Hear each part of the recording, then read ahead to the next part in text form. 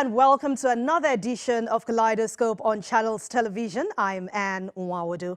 On the program today, we speak with the Managing Director and CEO of Linkage Assurance PLC, Daniel Bray, on the company's activities. Also on Kaleidoscope, the Executive Director, ISN Products Nigeria Limited, Felix Ofungu, talks to us about the medical laboratory science in Nigeria and his organization's contributions. Once again, welcome. Linkage Assurance PLC is one of the leading insurance service providers right here in Nigeria. Find out more. Incorporated on the 26th of March 1991 and licensed to cover and transact non-life insurance businesses on October the 7th, 1993, Linkage Assurance PLC is one of the leading insurance service providers in Nigeria with a reputation for prompt and accurate service delivery, efficiency and customer satisfaction. On the 27th of February 2007, as part of the recapitalization and consolidation reforms of the federal government of Nigeria, the company merged with Central Insurance Company Limited to form a new and bigger Linkage Assurance PLC to further provide quality service to clients who form the bedrock of the organization's identity. For over 3 decades, Linkage Assurance PLC has been driven by tested relationship with policyholders and third parties, with a growing shareholders fund of over 24 billion naira as at the third quarter of 2020. In 2018, Augusto & Co. affirmed Linkage Assurance PLC's good financial condition, and in the same year, the organization won the Pearl Awards for sectoral leadership in the insurance industries for companies quoted on the Nigerian Stock Exchange.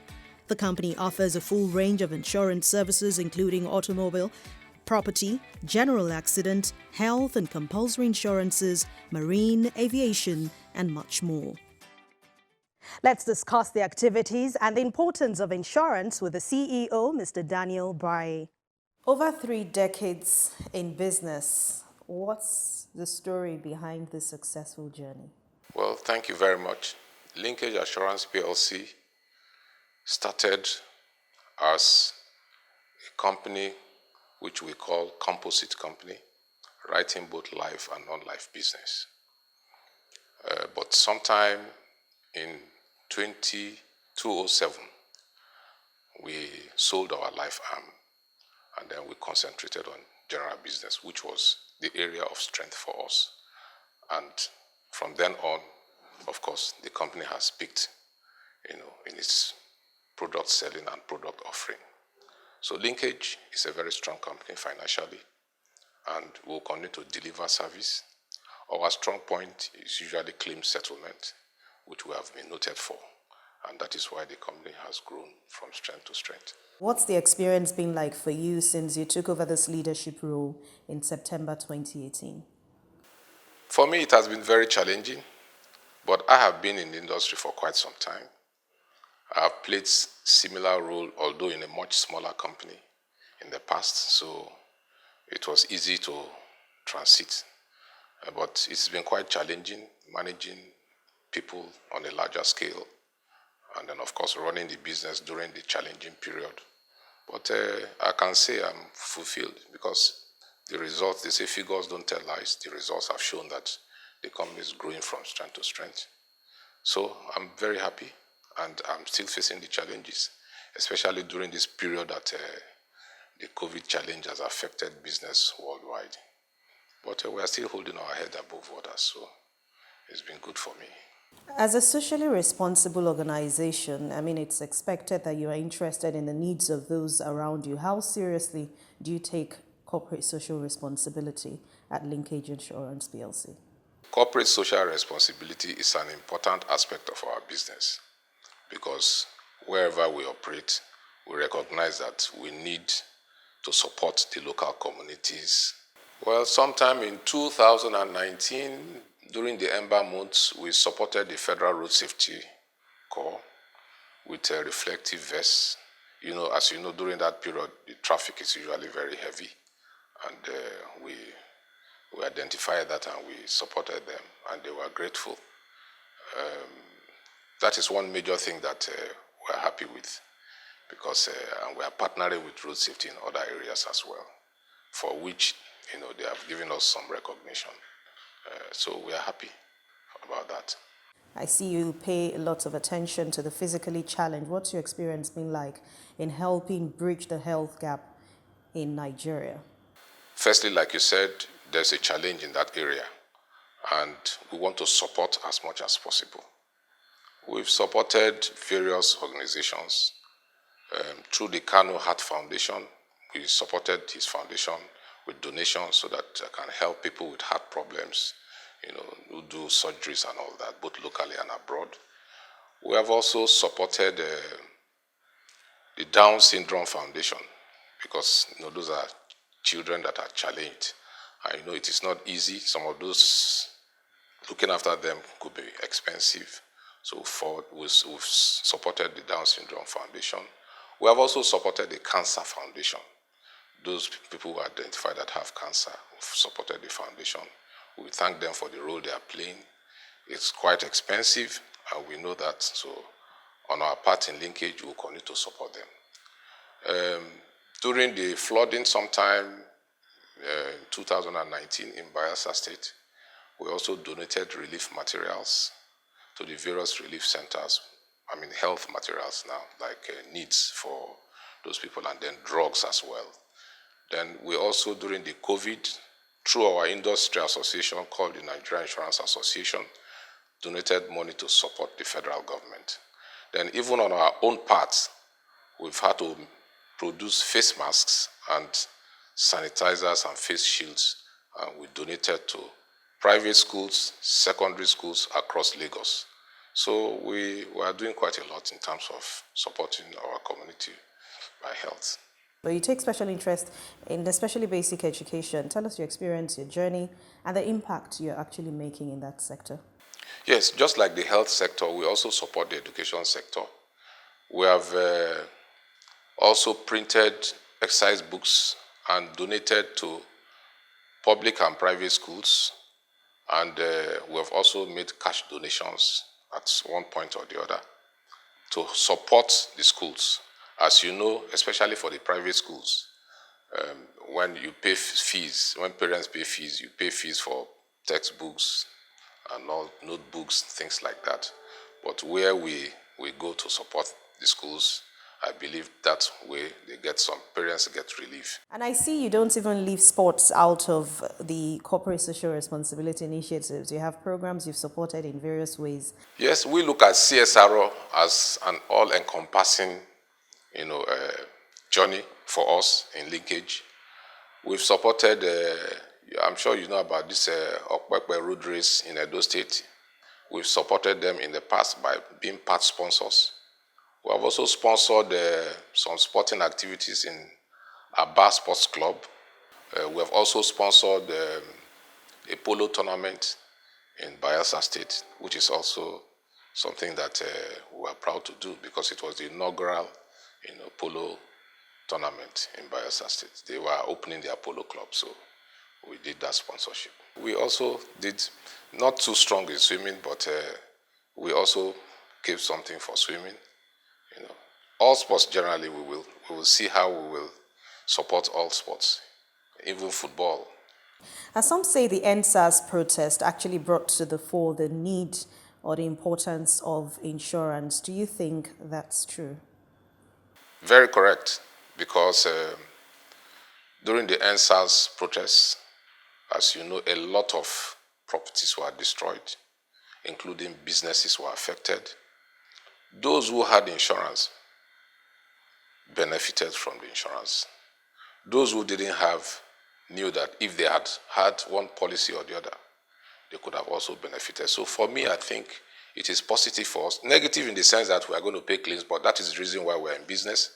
But positive for us in the sense that those who didn't recognize insurance all this while knew the important role insurance played, because they saw that those who had insurance benefited from insurance. So moving forward, I think those people would have learned, the companies, individuals would have learned, and will now do insurance properly. As individual companies, we do adverts to publicize our activities Even collectively as an insurance industry, through our trade associations, sometime last 2 years, our trade association, the Nigerian Insurance Association, and all insurance companies contributed to try and popularize insurance.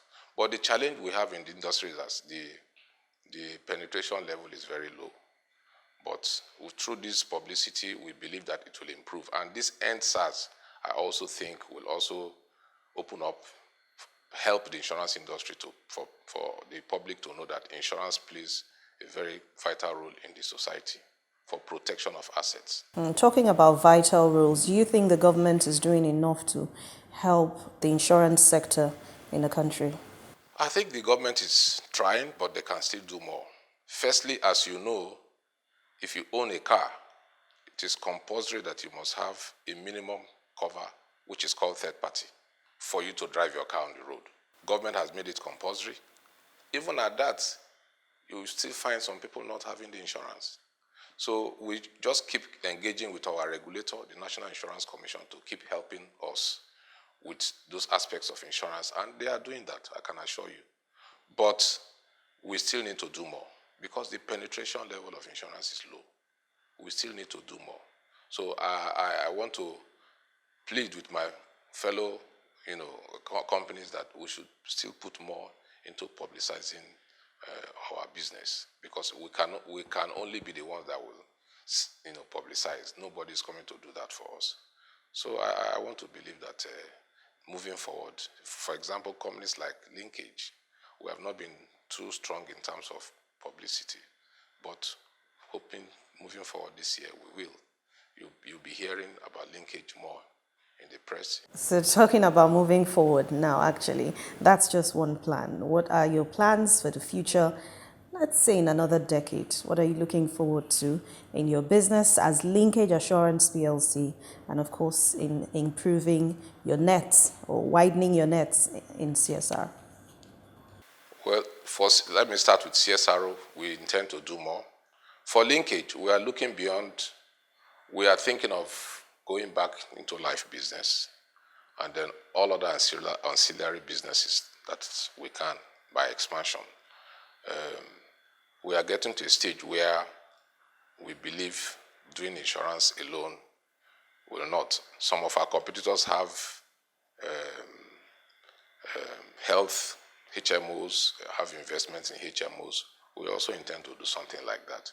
They also have investment in pensions, but luckily we are already having investment in pensions as well. So we're intending to expand and then, of course, grow our business both vertically and horizontally, and I believe we are primed for it. I think that is one of the reasons why our regulator says insurance companies should go and recapitalize so that you can become stronger. Linkage is a financially strong company. We pay our claims regularly, and we are known for prompt claim payment. It's a PLC. Our information is in the public domain. They can go and check it out. During these NSAS claims, we have claims running a little over $1 billion.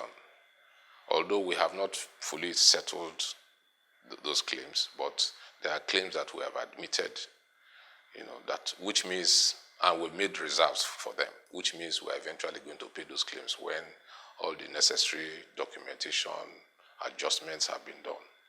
And we are okay with it. I can also tell you that helicopter that crashed at Okwebi for Quorum Aviation, we insured that aircraft 100%. We have paid that claim. That claim, we paid $375 million for the hull.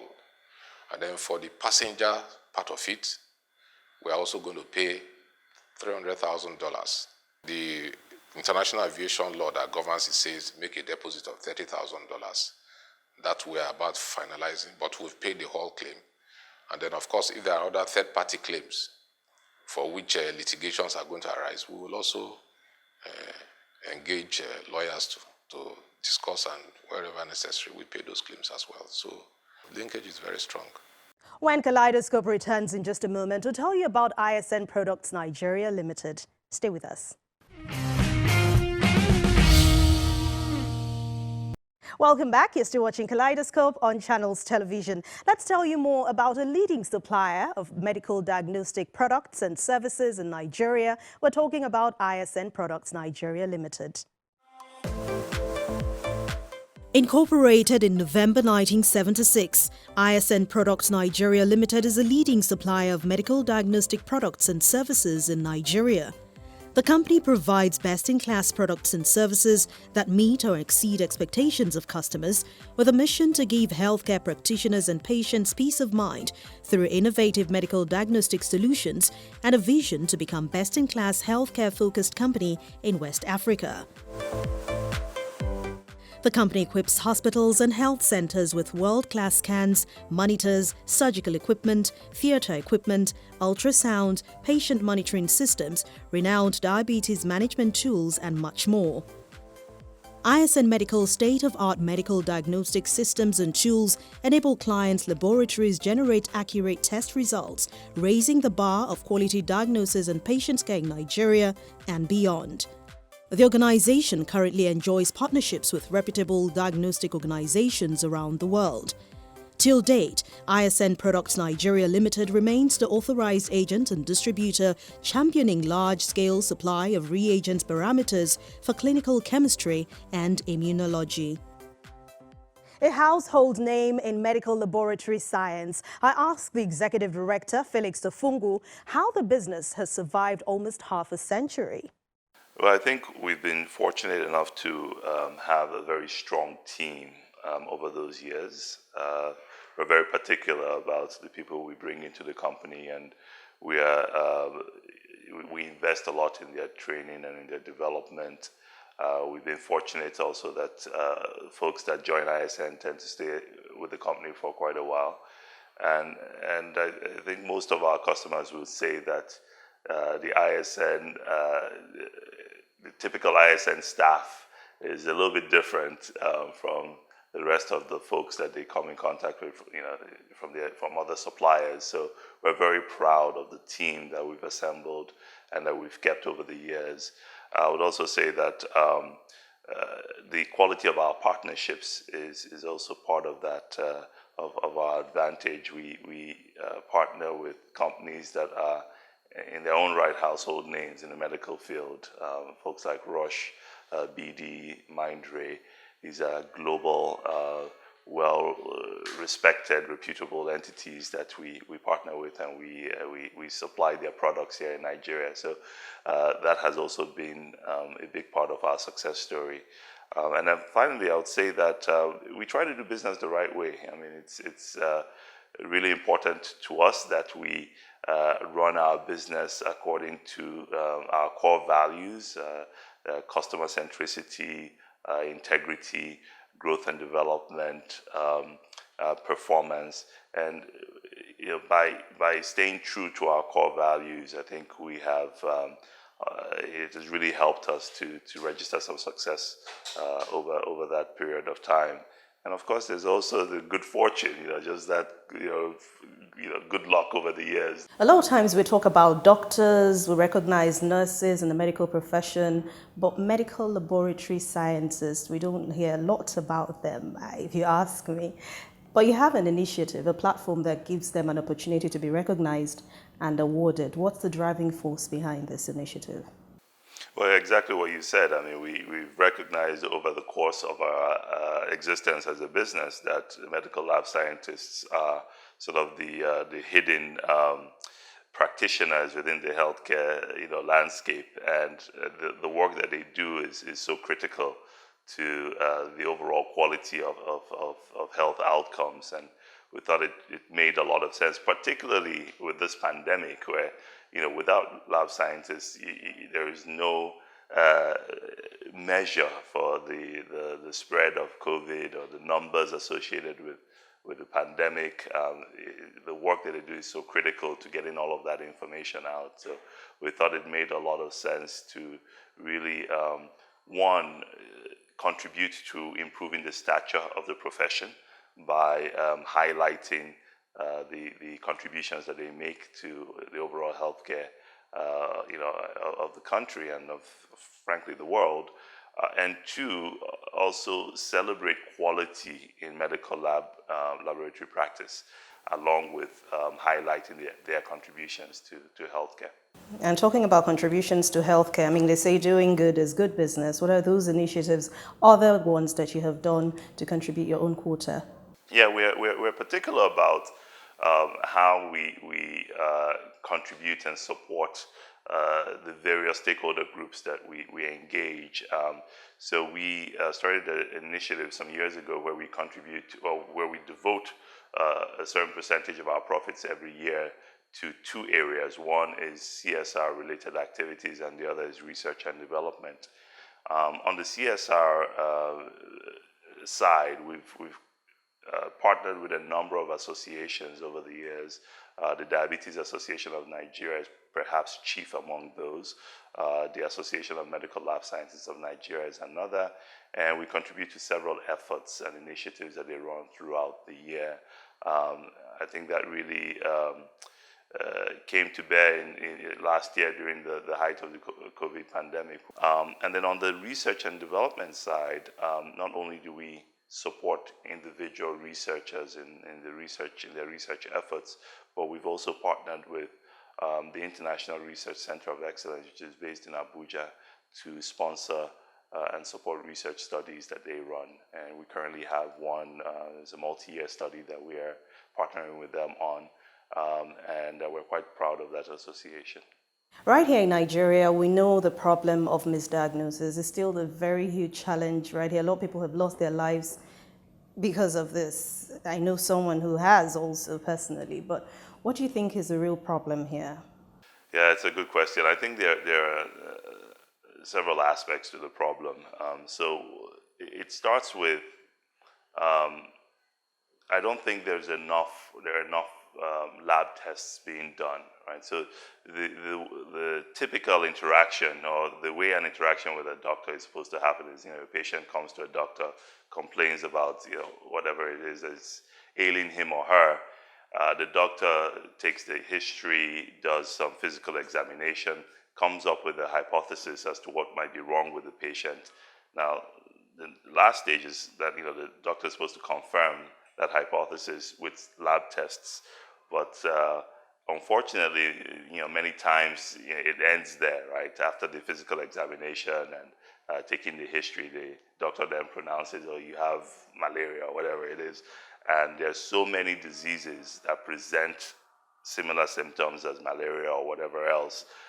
And so it's essential that the hypothesis as to what might be wrong with the patient is confirmed by lab results, by lab tests. And I think we need to really make that a sacrosanct part of the entire interaction between a patient and a doctor in all cases.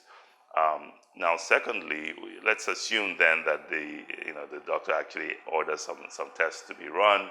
Then it comes down to, well, what's the accuracy of that entire lab process, right? From the drawing of the blood, if it's a blood specimen, or the collection of the specimen, whatever it is, to the handling of the specimen, to the storage of the specimen, to the analysis portion of it, what instruments are being used, what's the quality of the instruments that is being used, how often and how well are those instruments maintained, are they calibrated? If we're not checking and confirming that that is happening the way it should, then unfortunately we'll have cases of misdiagnosis.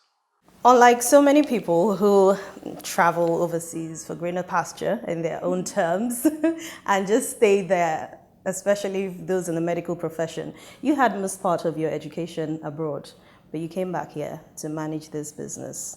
What attracted you to decide to do this?